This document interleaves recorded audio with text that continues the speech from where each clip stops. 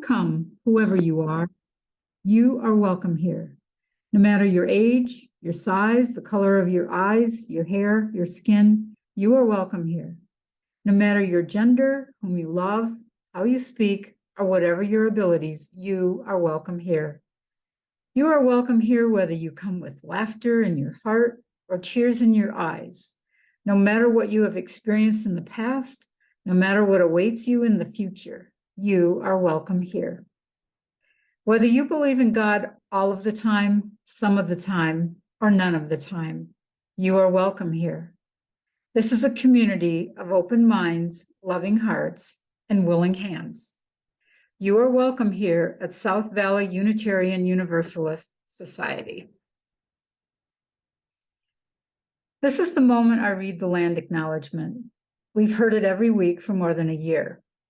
I hope for you, as it has for me, become a mantra for our commitment to our Indigenous family and our wider community to ensure atrocities are not repeated and that we can encourage others to join us as we develop a landscape of solidarity. When reading the book Braiding Sweetgrass, the story of the Wendigo stuck with me. A Wendigo is a monster made from human fear and failings and who sucks your soul, leaving you empty and eager to refill it with greed, lies, and judgment. The Wendigo is a legend told to children to encourage them to fill their souls with the richness of life and to make room for the 7 teachings of Grandfather: humility, bravery, honesty, wisdom, truth, respect, and love, and that you cannot have one without the other.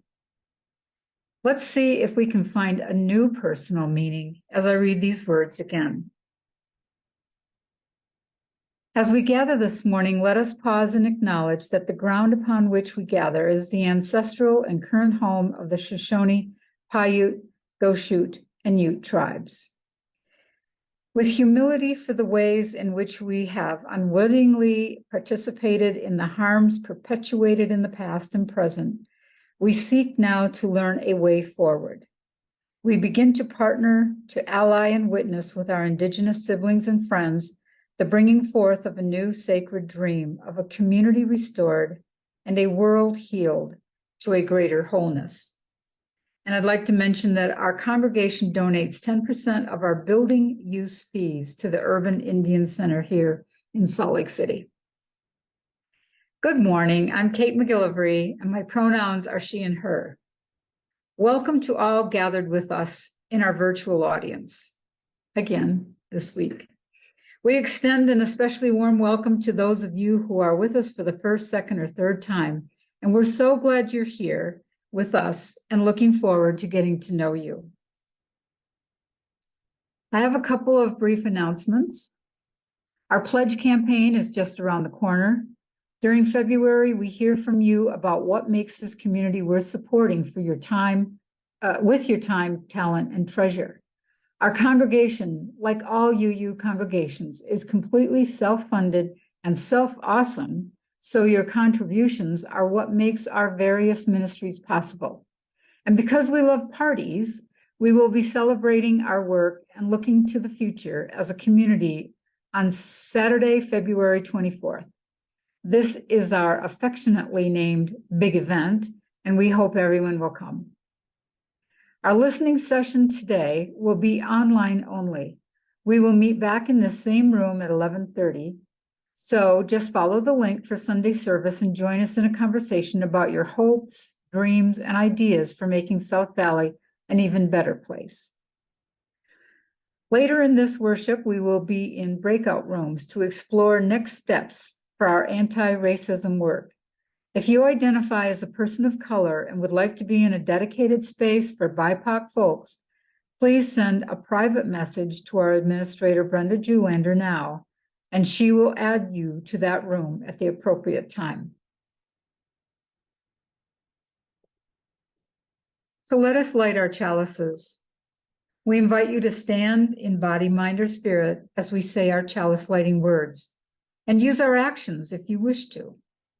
If you would like to put your name and the name of your street and the message "Chalice is lit" in the chat box, please do so now. We light this chalice for the warmth of love, for the light of truth, and for the energy of action. Good morning, beloveds. It is so good to be with you here in our virtual space. I want to give a shout out as we get started this morning to all of the people who work to make virtual worship possible. It takes over a dozen of us to pull together an all virtual worship versus a totally different team that puts together our in-person worship. And so I just want to appreciate and thank the hours of work that went into yesterday to create this virtual service, even though it did not actually snow. And we all know that. And so I would like to just, in my own defense, say you should not put the California native in charge of the snow prediction. So there you go. And as we get started, oh, and I am the Reverend Lora Young, and I'm pleased to be with you. My pronouns are she and her.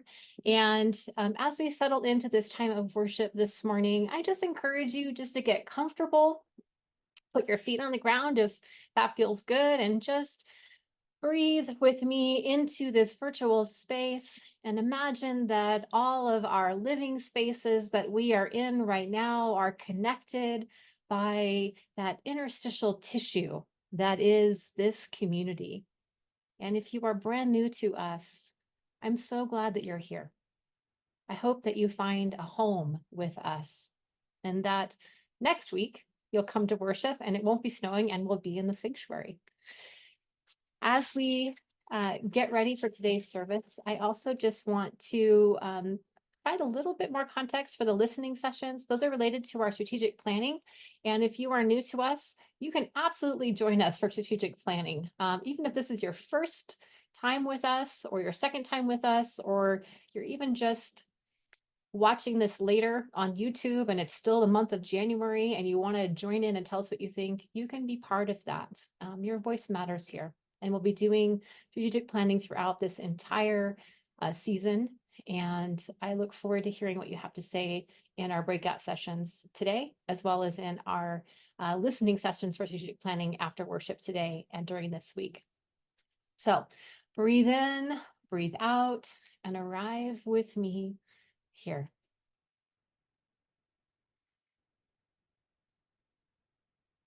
Take a look around the virtual space.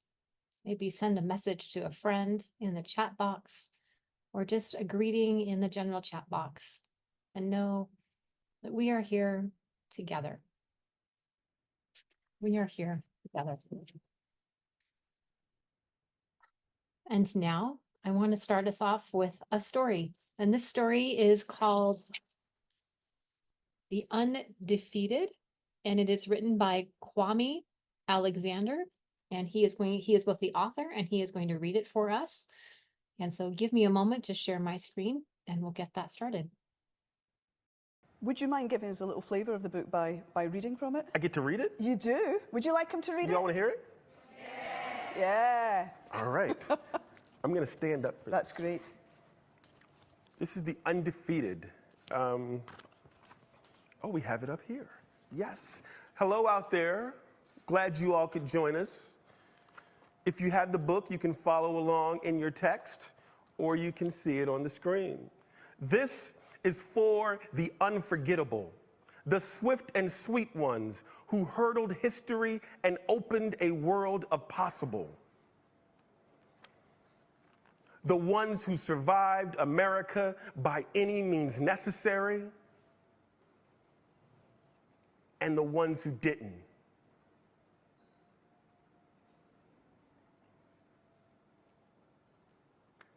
This is for the undeniable, the ones who scored with chains on one hand and faith in the other. This is for the unflappable, the sophisticated ones who box adversity and tackle vision, who shine their light for the world to see and don't stop till the break of dawn.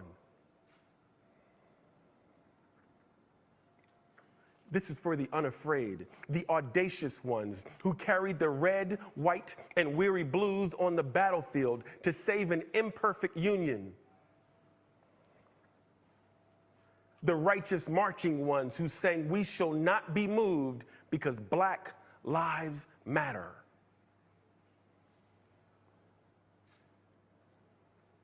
This is for the unspeakable.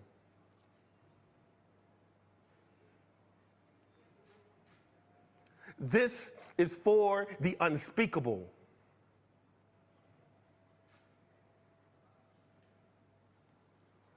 This is for the unspeakable.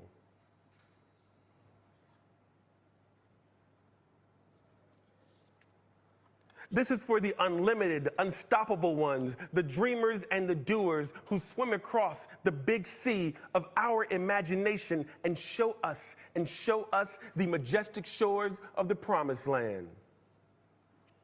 The Wilma Rudolphs, the Muhammad Alis, the Althea Gibsons, the Jesse Owenses, the Jordans and the LeBrons, the Serenas and the Cheryls, the Reese Whitleys and the undiscovered. This is for the unbelievable, the we real cool ones. This is for the unbending, the black as the night is beautiful ones. This is for the underdogs and the uncertain, the unspoken but no longer untitled. This is for the undefeated. This is for the undefeated. This is for you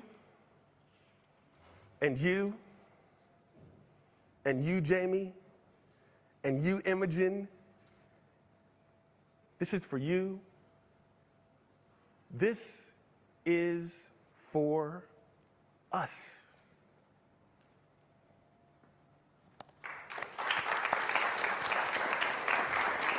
This community, our church, and its many ministries are only made possible by the gifts you give of your time, your talent, and your treasure. Many of you pledge monthly to support our work, and for this we are grateful.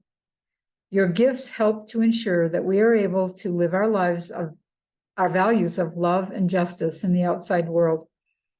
We use Breeze to collect Sunday offerings online, and the link is in the order of service. Part of our ministry at South Valley includes sharing our Sunday worship offerings with a charitable organization that aligns with our principles and values. For January and February, we are sharing our offering with Bia Ogoy Land Restoration Project at the site of the Bear River Massacre in southern Idaho. In a moment, we'll share a video with more information about the project.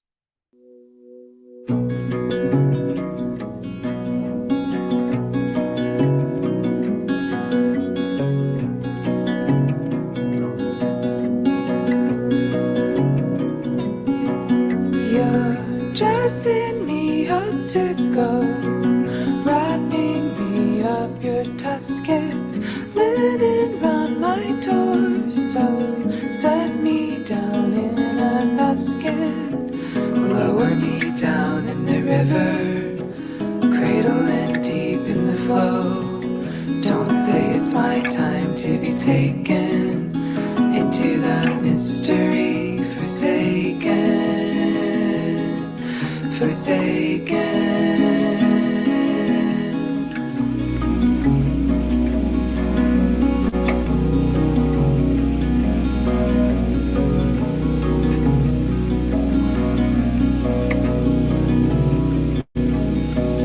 I look up and see the stars.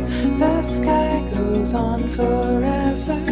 Don't know how long, how far, until I meet another mother somewhere down the river, ready to raise me a prince, ready to call me a leader, not knowing ever since I need her, but I need you too. Can't I wait, can't you? I'll look back for you. Can't I wait, can't you? I'll look back and I'll miss you. I'll miss you. You say it's never too soon to be you. See the new moon, just let them carry you. The rushing waves of water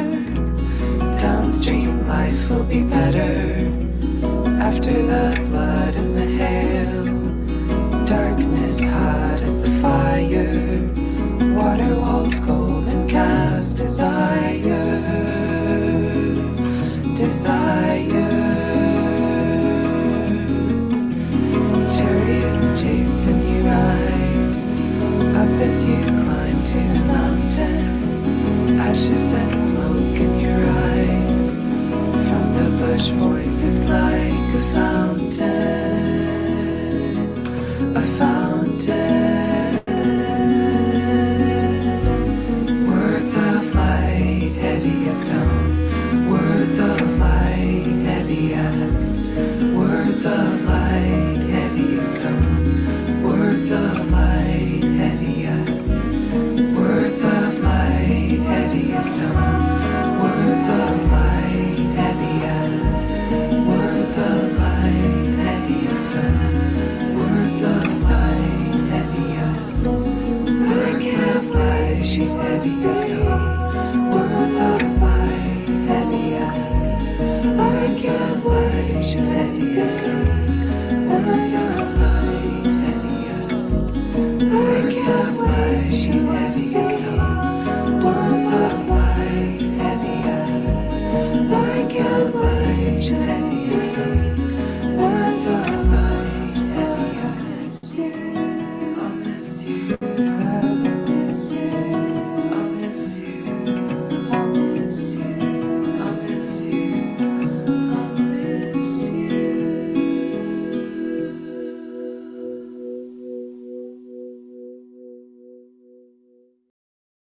For all we have found the courage to give, may we be truly grateful. May these gifts be a blessing for South Valley and the Boya Ogoy Land Restoration Project. And I'll be sure to drop the link to that video in the chat box before we're done today. One of the beautiful things about virtual only worship is it gives me an opportunity to bring resources to you from people that are near and far and from historical figures. And I want to thank Liz Lamson, who was planned to be our singer this morning for in-person worship, for allowing us to use one of her recordings for today's virtual worship. Our reading this morning is a poem by Maya Angelou called Continue, and it is performed to music. And I seem to have lost my credit information. It is on the screen. It's by Maya Angelou and it's set to music and spoken by an artist here on SoundCloud.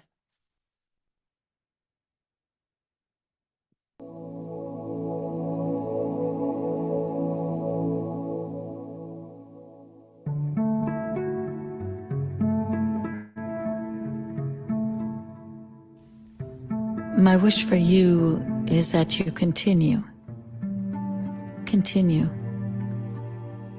to be who and how you are, to astonish a mean world with your acts of kindness. Continue to allow humor to lighten the burden of your tender heart. Continue. In a society dark with cruelty, to let the people hear the grandeur of God in the peals of your laughter. Continue to let your eloquence elevate the people to heights they had only imagined. Continue to remind the people that each is as good as the other, and that no one is beneath nor above you. Continue to remember your own young years and look with favor upon the lost and the least and the lonely. Continue to put the mantle of your protection around the bodies of the young and defenseless. Continue to take the hand of the despised and diseased and walk proudly with them in the high street. Some might see you and be encouraged to do likewise. Continue to plant a public kiss of concern on the cheek of the sick and the aged, and affirm and count that as a natural action to be expected. Continue. To let gratitude be the pillow upon which you kneel to say your nightly prayer, and let faith be the bridge you build to overcome evil and welcome good. Continue. To ignore no vision which comes to enlarge your range and increase your spirit. Continue. To dare to love deeply and risk everything for the good thing. Continue. To float happily in the sea of infinite substance which set aside riches for you before you had a name. Continue. And by doing so, you and your work will be able to continue eternally.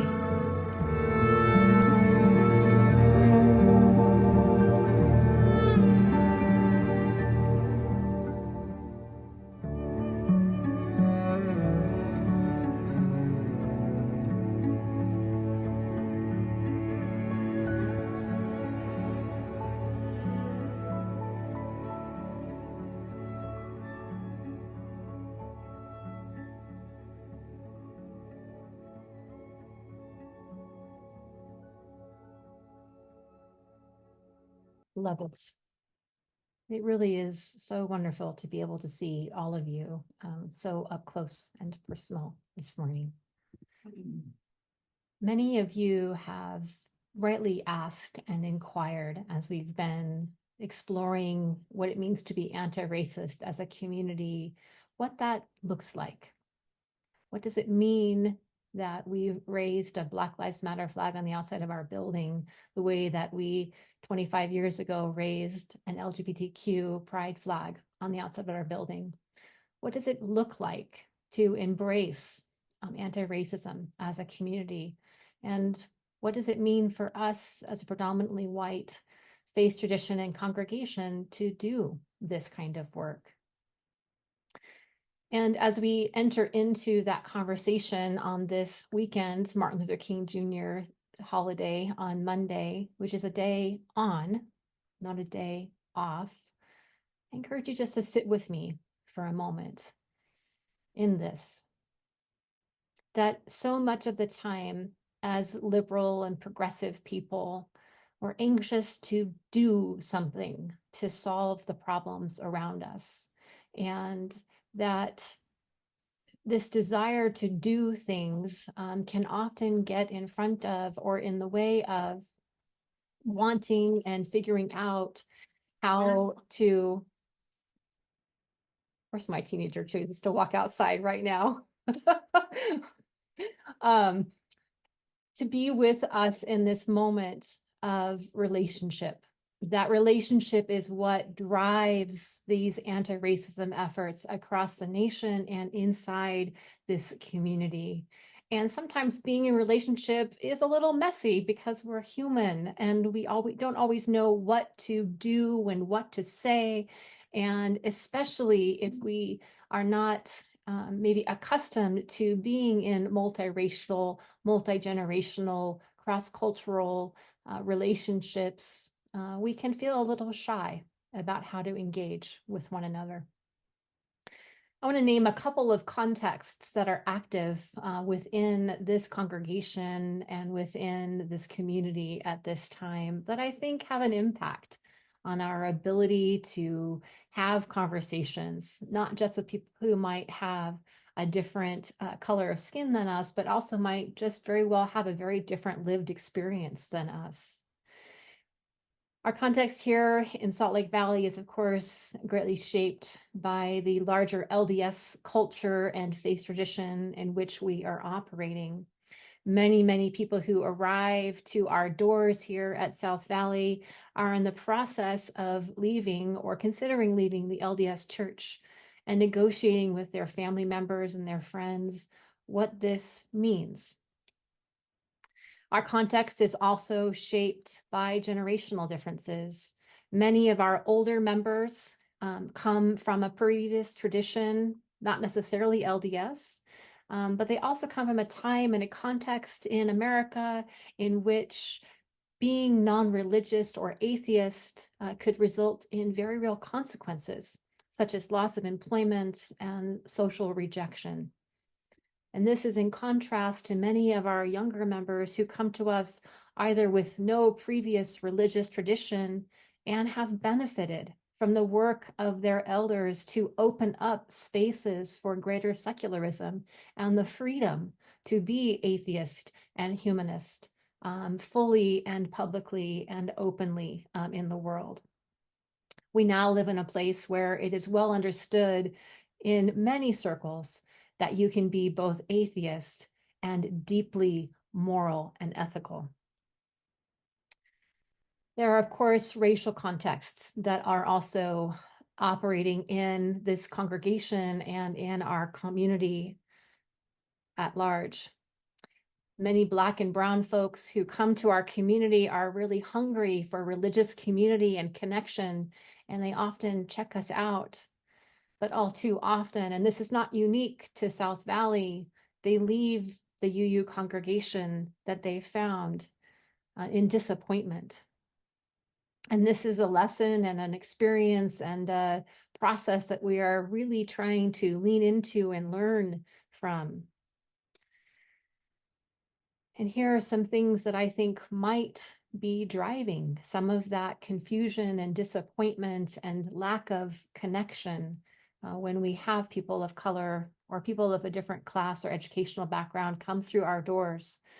Those of us who are white, humanist, or atheist, or even spiritual but not religious, may not yet really understand fully just how privilege has shaped our spirituality, how privilege has shaped our experience of being able to engage with spiritual questions and theological inquiry. And this includes not just, of course, the atheists and the humanists and the spiritual non-religious. It includes our theists as well within this community, the God lovers among us, for whom the sacred texts of Christianity remain core to their belief system and a source of wisdom. What I'd like to surface about this is that if you are white, and I am white, the world has worked for those of us that are white. It has worked for people like me. And so God can sometimes feel a little optional. White people often have had more time and emotional space to explore and reject and redefine their spirituality because of their privilege. Not exclusively, but privilege has been a part of that. For our Black and brown and Indigenous people of color members, for those who have a different class and education background, who maybe have been raised in poverty, their spiritual and intellectual selves are not supported or informed by privilege. So the questions and the answers sought and found are different based on those lived experiences.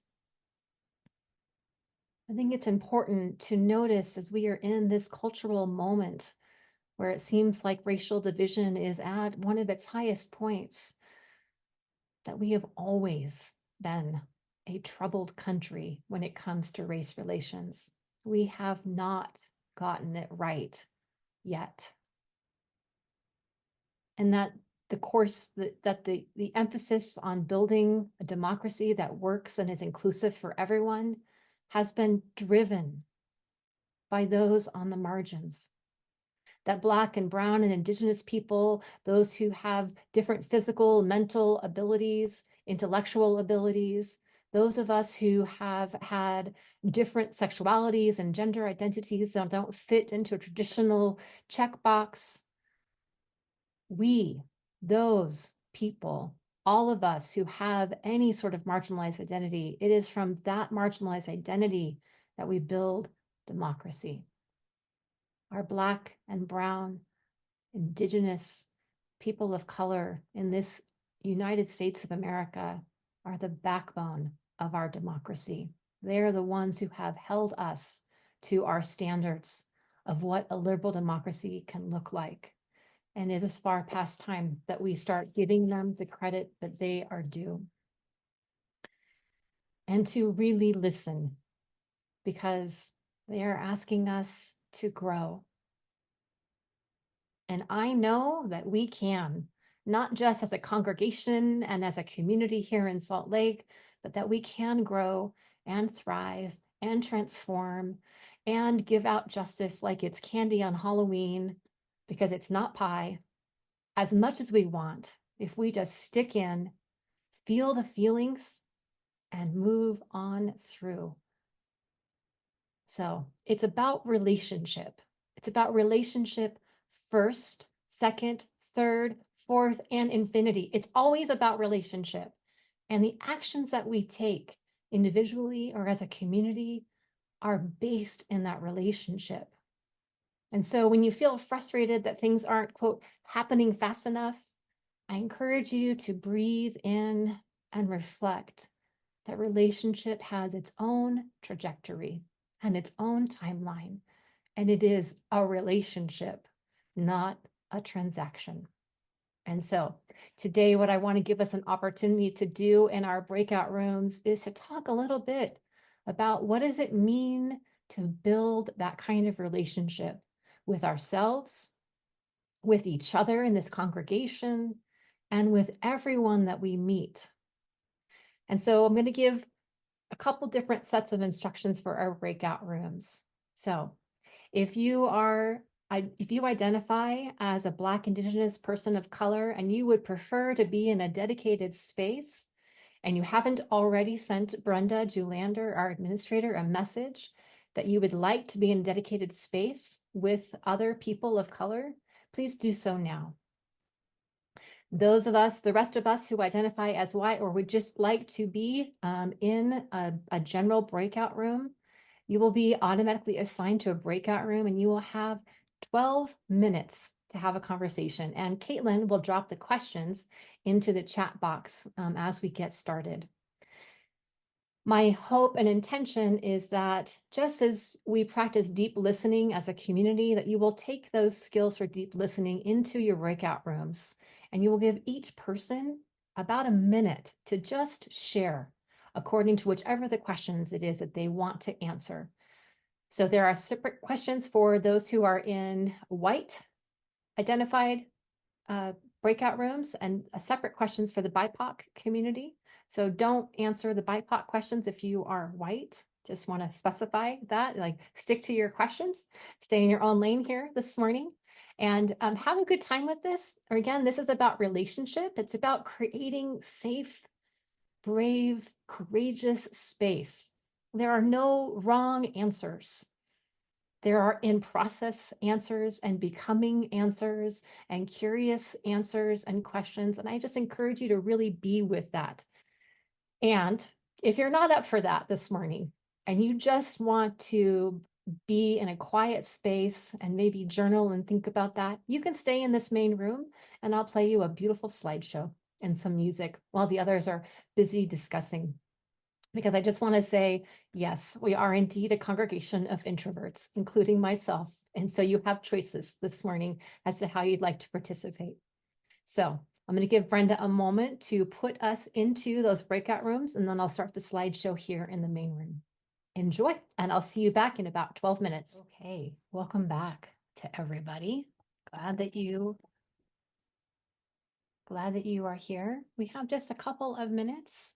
If anyone would like to raise their hand in the virtual way that we do that, you can either wave your hand traditional style, or you can put a hand up electronically. We have time to hear from maybe 2 or 3 people for like a minute each at the most, maybe 30 seconds, about what your experience was just now.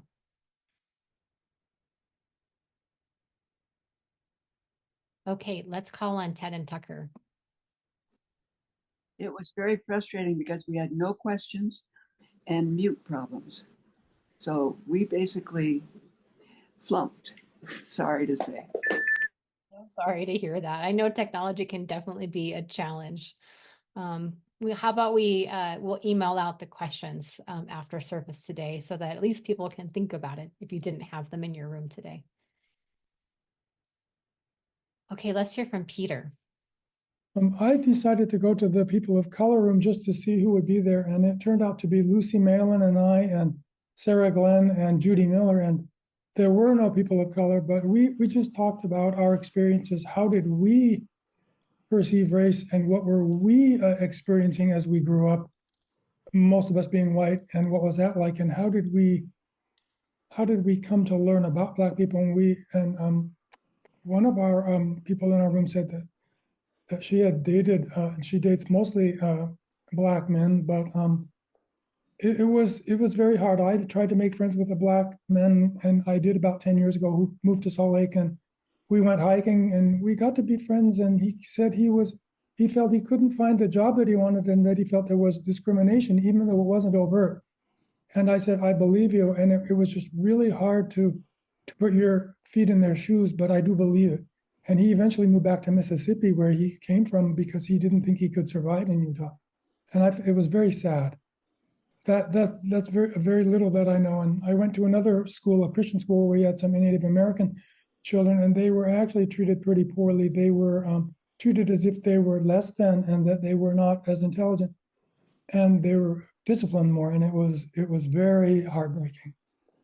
So I think we have lots to learn. Thanks. Peter. We have time for one more comment, if anyone would like to raise their hand.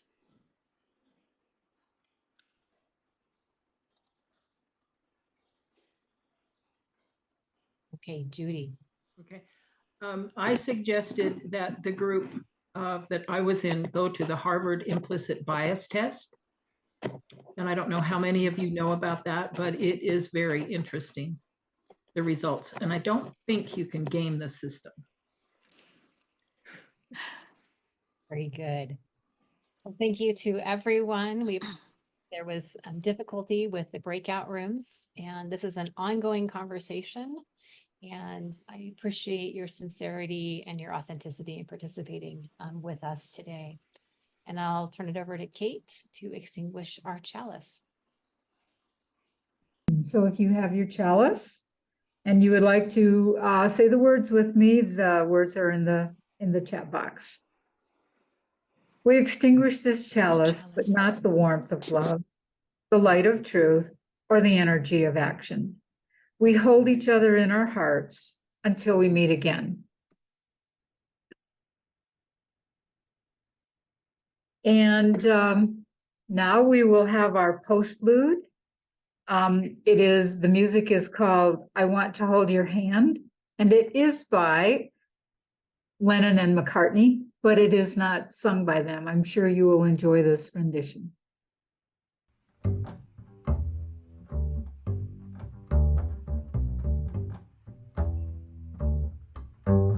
Oh yeah, tell you something. I think you'll understand when I say that something.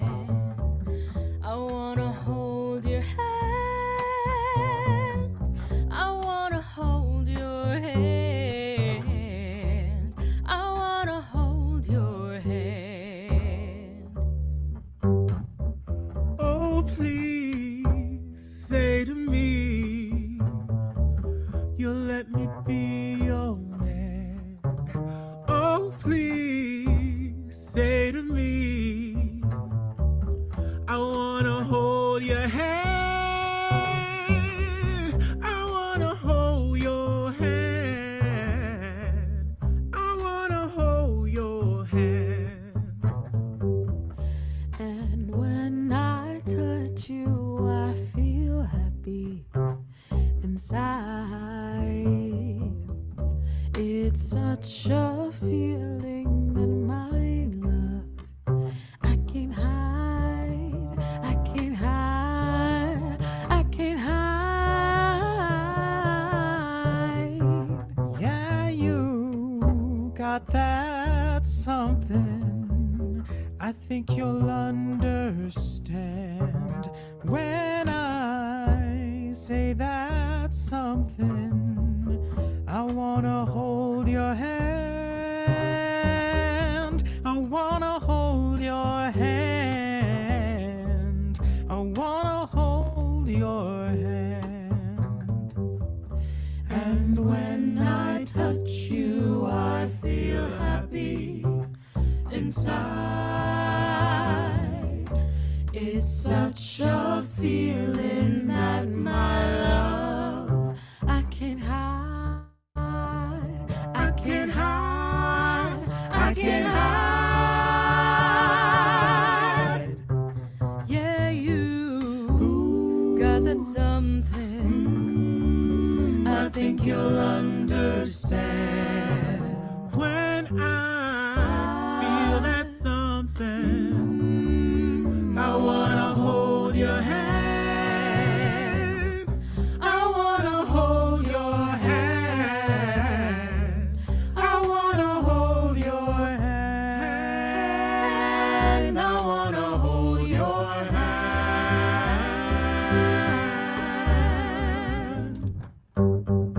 You to everyone for being here this morning. And I wish you the best of celebrations tomorrow on Martin Luther King Jr. Day. Please watch Happenings and for a special note from our anti-racism team with a variety of different activities that are going on here in our wider community to celebrate and honor Black lives here in Utah and nationally and historically. And we encourage you to join all of those.